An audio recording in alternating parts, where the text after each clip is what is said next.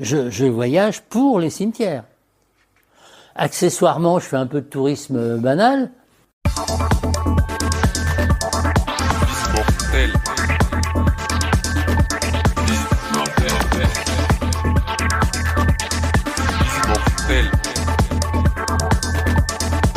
Mortel.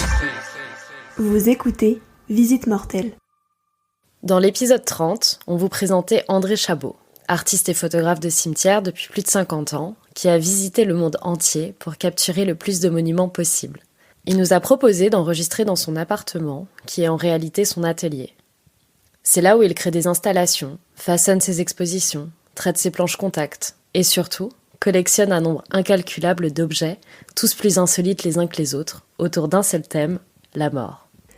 Alors on se retrouve pour un épisode bonus où on navigue d'étagère en étagère, de pièce en pièce, à la découverte d'objets, de livres, de cartes postales, de photos, mais surtout d'anecdotes funéraires. Cet épisode sort un peu de l'ordinaire, on s'est dit que c'était rigolo de vous laisser avec ce moment un peu hors du temps. Bonne écoute!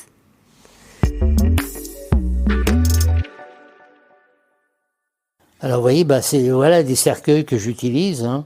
C'est à Creil, hein, c'est l'atelier, donc bon... Hein. J'ai fait des boîtes lumineuses comme ça aussi. Ça, c'est toujours dans l'atelier. Ça, c'est l'atelier vu de l'extérieur. Voilà l'installation dont je parlais tout à l'heure au musée d'art moderne. Vous voyez ?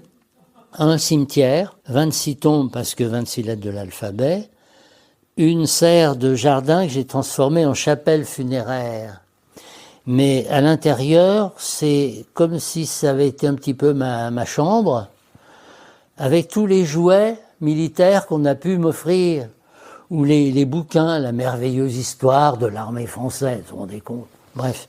Et puis des petits jouets, lits de camp, vêtements, objets, etc., etc. Et puis alors celle-ci, moi j'aime bien. Oui, alors vous voyez, les planches contact, c'est quand même sympa. Moi j'aime bien travailler avec ça. Il y en a plein, il y en a partout, il y en a, voilà. Ça c'est les États-Unis, là c'est les États-Unis, Boston, Las Vegas, enfin bon, etc., etc. Ouais. C'est un peu poussiéreux en plus. C'est à, alors je prononce tranquillement, Roermond. Alors ils disent Roermond. C'est un cimetière qui est coupé en deux, une partie protestante et une partie catholique. Et alors le monsieur meurt, il est protestant. Et il est enterré dans sa partie. Sa femme meurt quelques années plus tard, elle est catholique. Ben, elle n'a pas le droit d'aller le rejoindre dans la tombe. Monstrueux, symboliquement au moins. Bon, alors des gens très astucieux et très intelligents ont dit, ben voilà, on va faire sa tombe juste dans l'axe de l'autre côté du mur, exactement en face de son mari, et on va faire joindre les deux monuments au-dessus du mur, par une alliance, par deux mains qui se serrent. Je trouve ça magnifique. Alors, donc si on fait le tour, on va aller par là. Vous faites gaffe parce qu'il y a des dénivellations. Là, ça va encore, mais bon, c'est un peu casse-gueule. Alors, on commence par là. Ça a été une série. La première expo personnelle que j'ai faite, c'était un peu une dénonciation justement. J'ai piqué dans les cimetières ces trucs-là, ces plaques-là, concession abandonnée. Bon. Et à chaque fois, la concession abandonnée contredisait les affirmations de souvenirs éternels, d'amour éternel, etc. Vous voyez ? Ça, c'est la collection de corbillards. Là, il y a 3 corbillards américains. Mais alors, ils ont une particularité, c'est-à-dire que quand vous appuyez sur la tête de mort qui est là, sur le capot, là, à l'avant, ça éjecte un cercueil à l'arrière. Le cercueil, il se bat, il s'ouvre et il y a le squelette qui est dedans. C'est des recherches, c'est des trouvailles sur place, ou c'est sur Internet aussi. Il y a un gars qui fabrique alors des pièces, c'est presque des pièces uniques, enfin. Oui, ça c'est avec une 4 chevaux Renault, la 4 chevaux. C'est chouette, hein. Et alors là, il y en a dans le genre très très beau corbillard américain. Vous voyez par exemple ça c'est très très beau. J'en ai 120 je crois à peu près. Là, toujours dans le même genre, avec le cercueil, là, tiens. Ah ouais. Oui, alors ça, c'est tchèque. Et je m'en suis servi pour des installations. Ce qu'il faut dire aussi, ce corbillard, c'est que c'est ce que je veux pour mes funérailles. Je veux pas un Vito ou un Citroën moche, etc. Parce que c'est des vraies camionnettes. Je veux un beau corbillard. Il y a des corbillards un peu américains comme ça, mais il y a des corbillards Jaguar. Alors Mercedes, évidemment, c'est ce qui domine. Jaguar, il y a même Bugatti ou Ferrari, je crois qu'ils font aussi. Alors il y a des trucs tout à fait kitsch et de très mauvais goût, mais... Alors il y en a un qui est très beau, alors ça c'est le design italien. Ça, je trouve ça splendide. Beau, hein? J'adore. Il est beau, hein? Il est très très beau. Là, vraiment, je trouve que celui-là, il a une gueule. Ouais. Ça donnerait presque envie.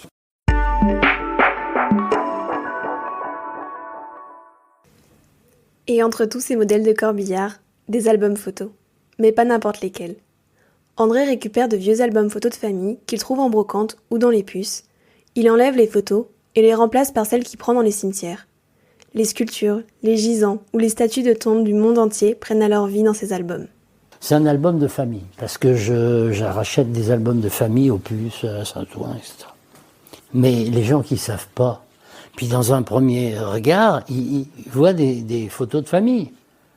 Puis ils réalisent après, mais c'est des sculptures, c'est pas des personnages. Et c'est vous qui avez mis la légende Oui, bien sûr. Ah bah oui, ça j'ai complètement écrit. Ah, donc, vous avez J'ai récupéré, j'ai enlevé ce qu'il y avait à l'intérieur, et j'ai remplacé par mes photos. Alors ça, c'est l'arrière-grand-père paterne sur son lit de mort. Alors après, il y a grand-mère Charlotte, il y a le mari de Charlotte qui est mort à la guerre, Ah non, mais c'est exceptionnel. il y a Alphonse avec ses parents, Prosper et Émilie, il y a Alphonse à 5 ans, puis Alphonse qui est devenu maître forgeron. Ah, mais c'est à Bologne, ça. Oui, mais bien sûr. Mais c'est essentiellement de l'Italie. Hein. Il y a la cousine Blanche. Il y a Rosemary à sa prise de voile, parce que c'est fait de bonne sœur, celle-là. Vous avez écrit à la plume en plus les... Oui, j'ai écrit à la plume, bien sûr. Et ça, vous l'avez jamais fait éditer pour le grand public en Non, je m'en suis tenu à livre d'artiste, c'est-à-dire pièce unique. Hein. Martial, le jour de sa promotion. Martial et son père con, voilà, il y a toute une bande. Il y a Ignace qui est à Cabourg. Il est allé à l'hôtel de Proust. Il y a Ignace et Mathias. Alors là, c'est un peu louche les deux là, mais bon. Ah, on sait pas trop. C'est quoi leur relation? Bah, C'est un peu. oui, Ils ont bien une sûr. relation un petit peu ambiguë. Sans Ignace doute, et sans Mathias. doute, oui. Ils se sont rencontrés où? Ah ben je sais pas, moi, Ignace est devenu cardinal, il y a un qui est devenu vain, il y a un qui était gardien de but aussi, là.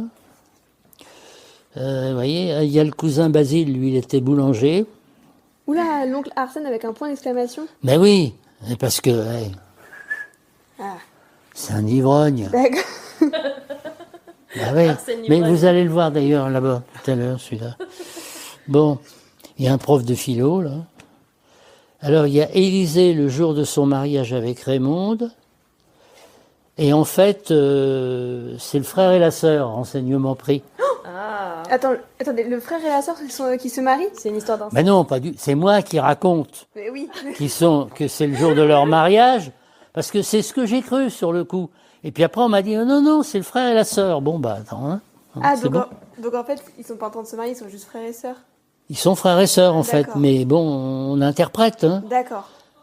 Alors il y a le petit-fils Élisée à 6 mois, à 15 ans. Il y a tante Judith, l'institutrice, elle console une de ses élèves. Il y a le petit cousin Nicet, lui c'était le Forentais, mais il était très bon élève, il a son diplôme et tout. Diane a son premier bal. Germaine dansant avec un inconnu quelques jours avant sa mort. Mais il y a quelques années, on voit débarquer la police ici, et on nous dit, il y a des gens qui ont trouvé que ça sentait le cadavre, ils se demandaient s'il n'y avait pas un cadavre. Et alors ils descendent dans mes caves là, en bas. Il y a des cercueils et tout. Alors ils se sont posés des questions. Bon, ils ont rapidement compris que c'était plutôt plaisanterie qu'autre chose, mais... Vous avez des cercueils dans la cave? Ben oui, oui, j'en avais. Enfin, là, ici, il en reste 2 ou 3, là. Parce qu'ils sont presque tous à Creil, mais bon. C'est bon, on y va.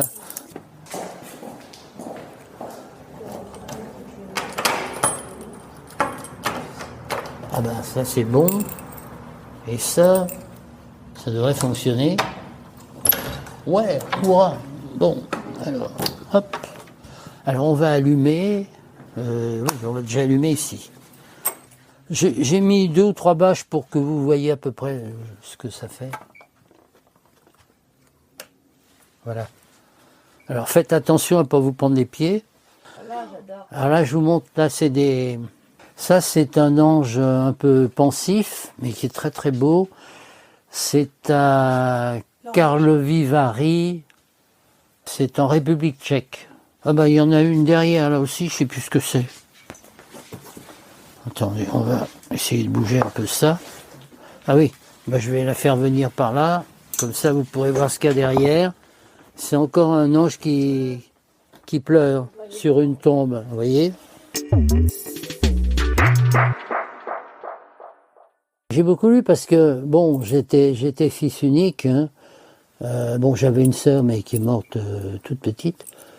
Donc, j'étais le petit-fils unique qui passe son temps à bouquiner. Parce que souvent, on me disait, mais qu'est-ce qu'il a, André? Il fait la tête. Ben, je fais pas la tête, je bouquine, foutez-moi la paix. Bon. Alors, justement, celui que je voulais vous montrer, parce que j'en ai donc toute une collection qui a servi pour...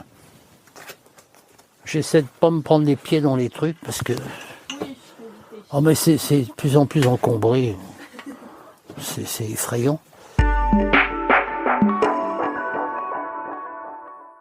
Sur une étagère de l'atelier, au milieu des livres, des cartons, des bâches d'exposition et autres objets, notre œil s'est porté sur une série de tombes miniatures faites en carton-pâte, assez originale et significative.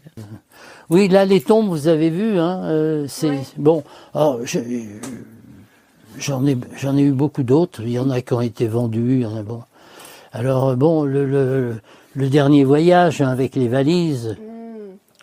Il y a le butoir, parce que c'est la fin de vie. Hein, on s'arrête, c'est un arrêt.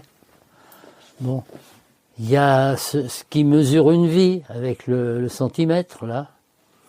Il y a aussi un peu l'ivrogne, comme il y a une tombe, vous la connaissez, les célèbres.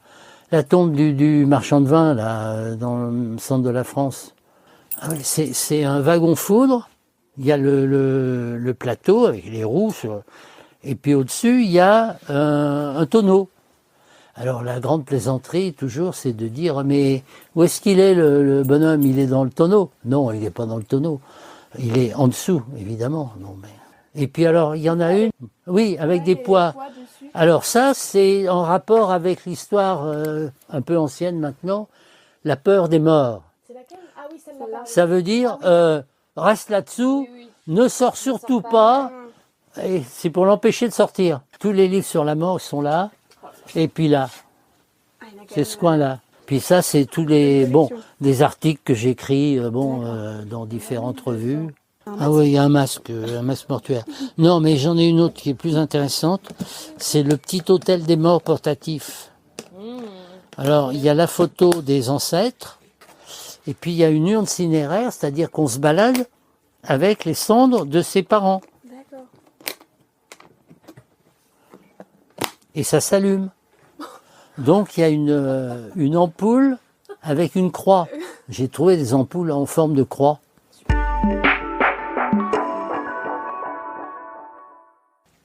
André n'a pas pu nous laisser partir sans nous offrir un de ses ouvrages avec une merveilleuse dédicace, mais surtout des dizaines et des dizaines de cartes postales de ses photographies, de ses nombreuses tombes qui nous ont fait voyager.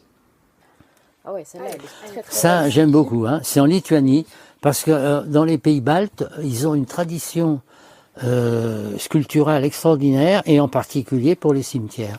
Et là, c'est un artiste qui est très connu là-bas, et cette association de granit noir et de marbre de Carrare blanc, le contraste, c'est super beau. C'est sublime, ouais. Et ça rend super bien du coup sur la photo noir et blanc. Ouais. Bah oui, voilà, oui, c'est fait pour. Là, il y a encore un comédien. On voit, il a le masque. Ah, elle est super. Et en même temps, il tient le portrait de sa mère. Ouais. Oh là là. Alors ça, oui, ça c'est complètement délirant. Moi, sur le coup, c'est à Athènes. Hein. J'ai cru que c'était une institutrice. Mais en fait, c'est une inspectrice des impôts. Alors ça, une de mes préférées aussi, celle-là, à Turin en Italie. Elle est tellement belle. Oh là là. Tellement belle. Oh là là là là. C'est du bronze? C'est un bronze, oui. C'est un bronze. Bon, là, je crois qu'on a à peu près tout vu. Et puis non, mais mais non, mais c'est fait pour, hein.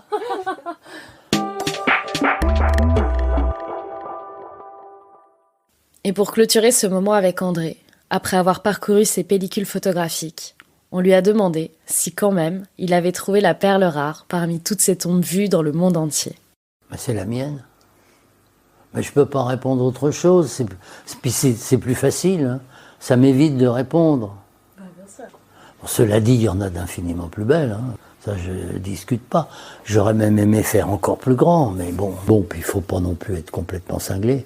Mais j'ai vu des tombes extraordinaires. Par exemple, à New York, il y a la tombe de la famille Steinway, les pianos. C'est un temple grec au sommet d'une colline. Pas un petit temple, hein. Renseignement pris, il y a 160 places. Mais à l'époque où j'y suis allé, et ça a dû se remplir encore depuis, il y avait déjà 60 cercueils à l'intérieur. La première fois que j'ai rencontré André, c'était lors d'un séminaire rassemblant tous les acteurs du funéraire en Île-de-France. Je devais faire une courte conférence sur le cimetière de Bologne que j'avais étudié lors de mon master. Juste avant moi, André est sur scène et présente à l'auditoire différentes photographies qu'il a pu prendre pendant sa carrière, dans le but de montrer la diversité de l'art funéraire à travers le monde. Il s'arrête un instant sur la photo d'une tombe qui présente la sculpture d'un cœur anatomique. C'était celle d'un cardiologue. Et au même moment, on entend au premier rang une sorte de râle un peu sourd. En fait, c'était un homme qui était en train de faire un arrêt cardiaque. Évidemment, la conférence s'est arrêtée directement, on est toutes et tous sortis, les pompiers sont arrivés, ils ont sauvé le monsieur, qui aujourd'hui va bien, enfin on l'espère toujours, mais c'est vrai que c'était une situation plus que cocasse, un homme qui fait une crise cardiaque alors qu'on parle de la tombe d'un cardiologue dans un colloque sur la mort. Une première rencontre en réalité avec André assez marquante, un peu à son image je dirais, un homme insolite, inspirant, qu'on peut croire à la marge, mais qui en réalité est extrêmement drôle et touchant. Alors, si vous ne connaissez pas encore son travail, filez le découvrir en ligne ou bien en vous procurant un de ses ouvrages. Encore merci à André pour son accueil, c'était très précieux de pouvoir échanger avec lui. On arrive à la fin de la saison 2. Il reste encore un épisode qui arrivera la semaine prochaine. Si le podcast vous plaît, n'hésitez surtout pas à nous le faire savoir en laissant des étoiles, en commentant, en nous écrivant sur Instagram ou bien par mail, et surtout, en recommandant le podcast à vos proches, collègues ou à des inconnus dans les cimetières que vous visitez. À la semaine prochaine! Vous venez d'écouter Visite Mortelle, un podcast produit de manière indépendante par Raphaël Jaillet et Alexandrine Espinas. Si cet épisode vous a plu, n'hésitez pas à nous laisser 5 étoiles et à vous abonner. Retrouvez-nous sur les réseaux sociaux, @Visite Mortelle au féminin pluriel. À bientôt pour un prochain épisode. Mortel, mortel, mortel, mortel, mortel,